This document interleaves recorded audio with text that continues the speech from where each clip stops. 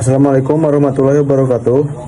Perkenalkan, nama saya Ali Perpiansyah dari kelas PGSD 2B yang akan mempresentasikan hasil analisis dari bab 1 yang berjudul Aku Yang Unik dari buku Bahasa Indonesia kelas 5 SD.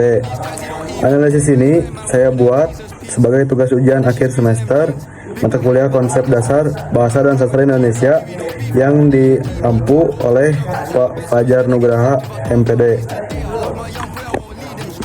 Oke, langsung saja masuk ke materi yang pertama, yaitu fonologi.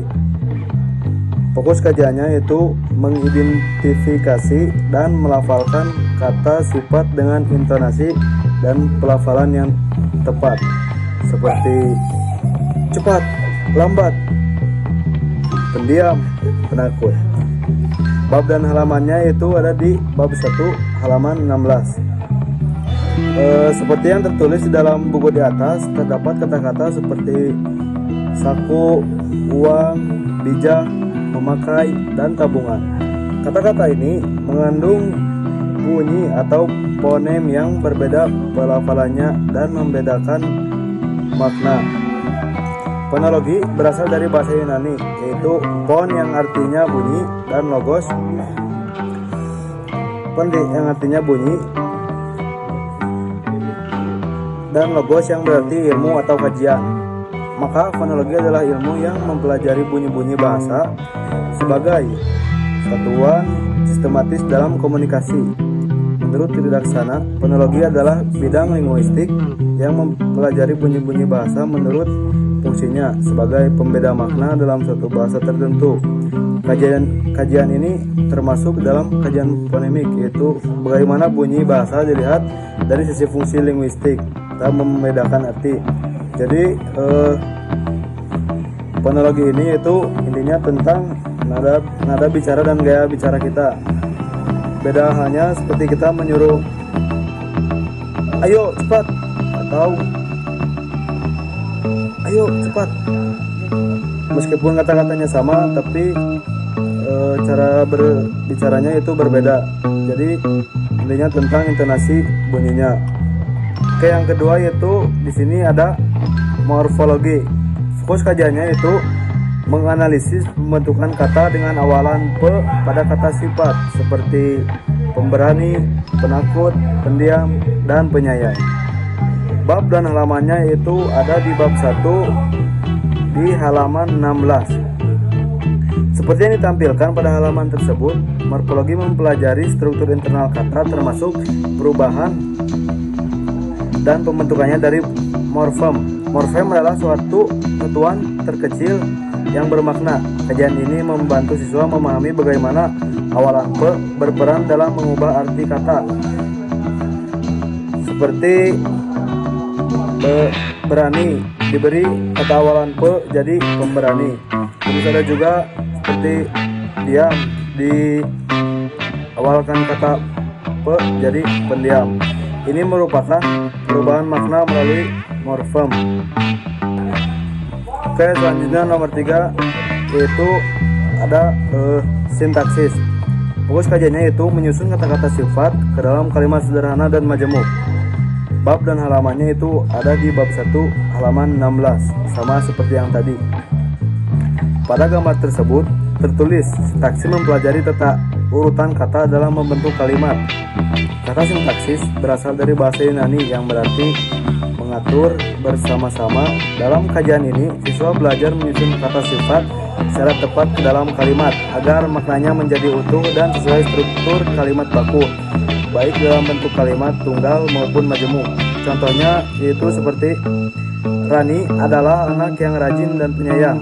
kalimat tersebut menyusun dua kata sifat menjadi satu struktur kalimat majemuk yang utuh dan bermakna. Oke, selanjutnya itu ada wacana. Fokus kajiannya itu mengamati keterkaitan antar kata sifat dalam paragraf agar menjadi wacana yang kohesif dan koheren. Bab dan halamannya yaitu sama juga seperti yang tadi di bab 1 halaman 16. Pada halaman tersebut dijelaskan wacana merupakan satuan bahasa terbesar baik lisan maupun tulisan. Contoh latihannya adalah mencocokkan kata sifat dengan antonim. Misalnya rajin itu kata lawan bicaranya malas.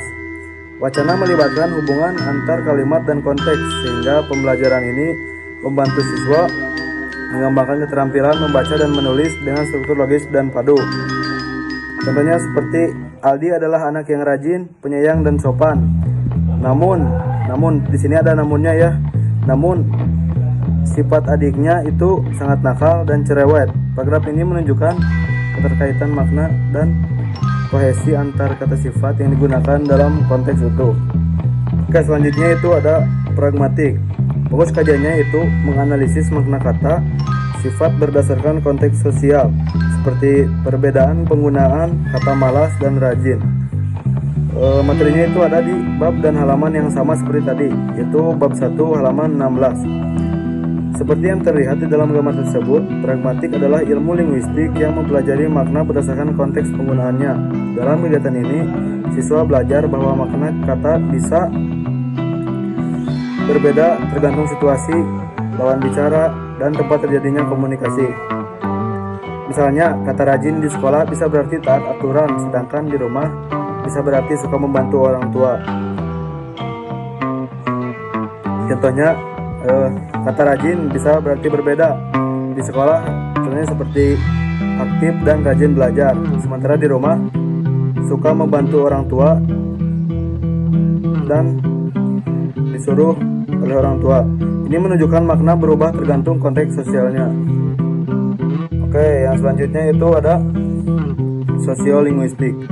Fokus kajiannya itu menganalisis bagaimana kata sifat mencerminkan nilai sosial seperti sabar sebagai nilai budaya timur.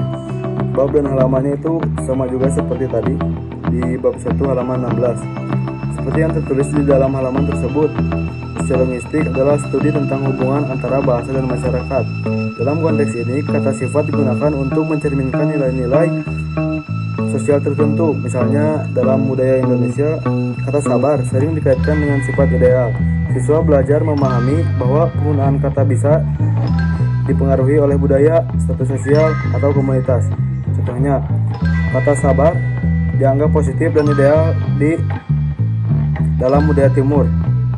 Anak yang patuh lebih dihargai dalam lingkungan konservatif dibandingkan kritis. Ke materi selanjutnya itu psikolinguistik. Fokus kajiannya itu mengkaji bagaimana siswa memahami antonim berdasarkan pengalaman dan emosi, seperti memilih lawan kata dari optimis. Bab dan halamannya itu ada juga di bab 1 halaman 16. Pada gambar tersebut dijelaskan bahwa psikolinguistik mempelajari bagaimana bahasa diproses dalam otak. Siswa belajar bahwa ketika mereka memilih antonim, mereka mengakses memori, emosi, dan persepsi pribadi.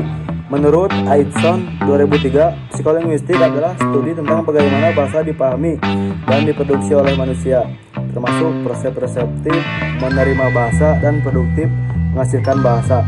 Contohnya saat diminta mencari lawan kata optimis, siswa berbeda-beda menjawab.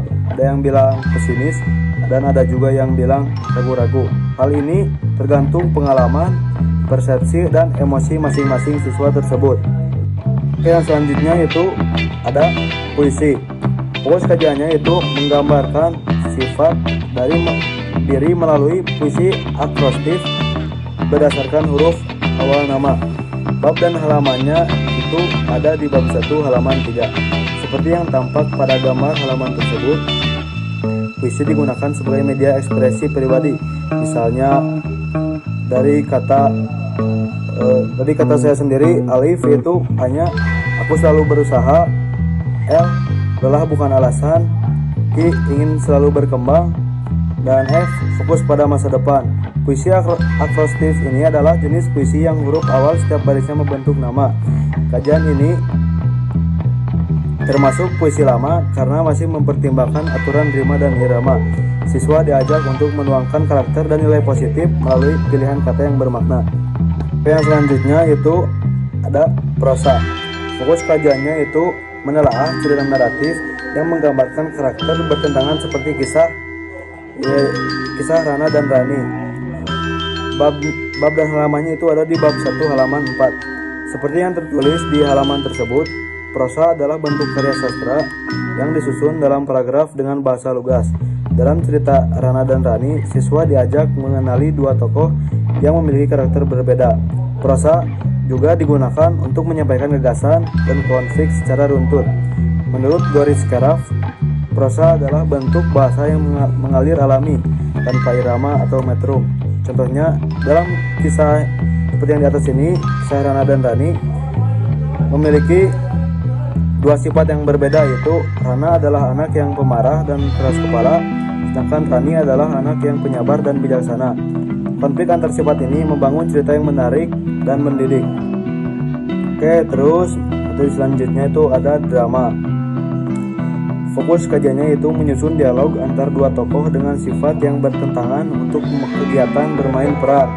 Bab dan halamannya itu ada di bab 1 halaman 16.